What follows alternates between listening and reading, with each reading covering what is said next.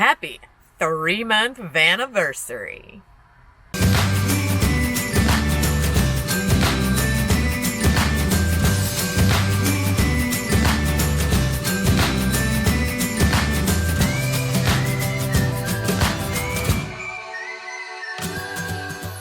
Alright, so what's been going on is I've been out of the van for about 10 days.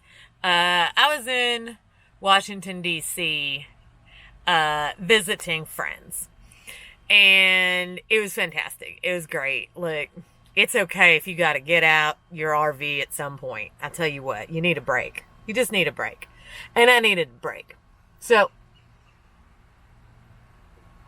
you know, it's the van. I parked in D.C. I drove through D.C. and I parked in D.C. I will tell you that I drove through D.C. It was a Thursday, it was like 6 p.m. And I would like to say it was during rush hour, but anyone who lives in D.C. or has been to D.C. knows there's no such thing as rush hour. There's only unrush hour, and it's from about 3 to 4 a.m. It's the only time there's not crazy traffic in D.C. So I drove through D.C. No problems. Look, I'm big and I'm heavy. And if I need to go somewhere, I just go, and you best figure out how to get the heck out of my way. At one point, a city bus pulled up next to me, and I sit in the van at the exact same height as the drivers of the DC Metro buses. And so literally, I looked over and he looked over at me, and he was like, and I was like, respect. So anyway, yeah, parked in D.C. A friend of mine got me a residential parking pass. That's key. And I parked street parking. No problems whatsoever. I kicked my mirrors in. Didn't want to take out any cyclists. But anyway, yeah, no problems. So I was there for 10 days. It was fantastic. And I got back on the road yesterday, and now today is my 3-month anniversary. And I'm here to tell you that 3 months, I think, is the point at which you start to actually feel comfortable doing this. Yeah. So, any of you who are contemplating doing this, I don't care how many YouTube videos you watched, how many weekends you spent in your RV, how many shakedown trips you did before you went full-time, you're going to have to be full-time for 3 months. Just to learn the van. At this point, at 3 months, I am just now comfortable with the systems in the van. Like, I know my limitations. I know how long I can go before I've got to do X, Y, and Z. So, for instance, the gauge on my black tank does not work for shit. Literally and figuratively. Okay, I dumped tanks before I went to DC because I knew I was going to be out of the van. So I was in the van less than 24 hours after dumping tanks before. I was out of it completely for 10 days.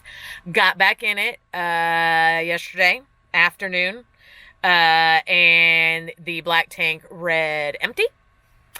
And this morning when I got up, it read 2/3.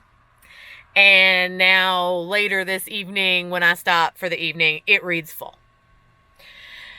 Now, I don't care how regular, how sick, how much intestinal distress a human being could possibly be under, but I did not fill an 11-gallon black tank in less than 24 hours. At this point, I don't care, because it's been 3 months, and I know that I have to dump tanks every 4 to 5 days. 4, maybe 5 days, time to dump tanks. It's just something you learn. So I don't care what my black tank sensor tells me to do. Nope. I do. I know my body, and I know my tanks, and that's what it is. So yeah, I just kind of laugh at the gauge now. Also, like electricity, I know exactly how much electricity I'm going to use if the inverter's on, if the inverter's off, air conditioner, heating, whatever. I'm all good there. So yeah, and it was 3 months. So here's my other suggestion to you. If you're going full time, give yourself the 3 months. Okay. Give yourself license to kind of lose your shit while you're figuring it out. Give yourself the financial space, i.e. savings, to put your butt into a hotel for a couple days when it just gets to be too much. When you are just like, I can't no more. Go ahead and go into a hotel. No shame in that game. And, make it a decent hotel. I mean, paying for like $200 a night. Make it a decent hotel. Don't stress about it the first 3 months. Just do what you got to do to get through it and learn the game. Okay, you're going to learn how and where to dump tanks. I have learned, I love me now, some Flying J. Put your filters on your app, RV friendly with a dump. And you can go to Flying J, and for like $7.50, you can dump tanks and get water. And then you can top off your propane and probably get your gasoline all in, not even have to move the rig. All in the one little RV lane. Thank you, Flying J. So that's my advice to you. This is, every monthly, every anniversary.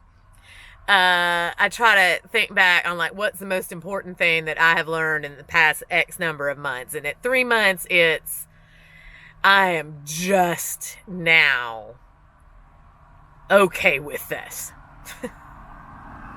I know, right? It took 3 months for me to be in multiple states, and I'm up to almost 7,000 miles on the van, to finally be like, I know what I'm doing with the van. Yeah, so I was in DC visiting friends, and it was awesome. Like, I strongly recommend, certainly in the first few months, that if you have got some friends along the way that you want to see or they want to see you, you take them up on it. You go there, you visit. It's awesome to get out of the van. It's awesome to see friends. The other cool thing is they're going to ask you about the van.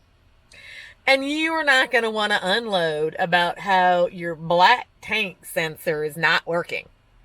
These people neither know nor care, and quite frankly are somewhat afraid of your black tank. You're not going to discuss that with them. You are going to talk about the positives. You're going to talk about the good things. And when you are forced to remember and talk about the good things of your past 3 months of van life, it's going to remind you why you're doing this. So that's a big positive for going to see friends. Now here's where the hard part comes in. So when I left DC yesterday, when I drove out, got in the van and drove out. Me and I kind of started feeling it before I got in the van, but when I started driving out and, DC was in my rear view, started getting a little verklempt. Yeah. So DC has been the center of my known universe for about the past 15 years. Now, there were points where I moved overseas, or I moved back to Texas for a year, or I moved to Virginia Beach for a few years. But, even in Virginia Beach, I was within driving distance, and my DC friends still came down to visit. So I feel like now I am actually moving away from that area permanently, to be quite honest. Anything can change, life can change, things can happen that I could find myself back in DC for sure. But that is not, in my vision for the future at this point. So when I left yesterday, I was kind of like, I'm leaving. Now, I'm going to go back and visit. I got friends there. I'm not, I love those people. It's not going anywhere. I'm the one going somewhere. But I very much felt a sense of a chapter of my life is ending that I didn't feel when I first started the Walkabout. I feel like the first 3 months of the Walkabout was me getting used to things, and it was just really a really long and arduous shakedown tour, right? And DC was a data point that had been set before I even left out on Walkabout. I knew I needed to go there, sometime in the September, October timeframe. So it was always a spot on the calendar, right? And so I hit that spot on the calendar and I did all that thing, and then I left. There was a slight sense of sort of jumping off the cliff, right? Like, all right, now this is really happening. I really am living in a van. I really am leaving the East Coast. I really am taking off on new adventures, final destination unknown. It was a little hard to drive away from DC yesterday. But now I'm out here. I'm out here in beautiful Virginia at a winery. And I'm getting back into van life and getting back used to the van routine. And it's good. And I remember why I like it, and that I have started to really enjoy it.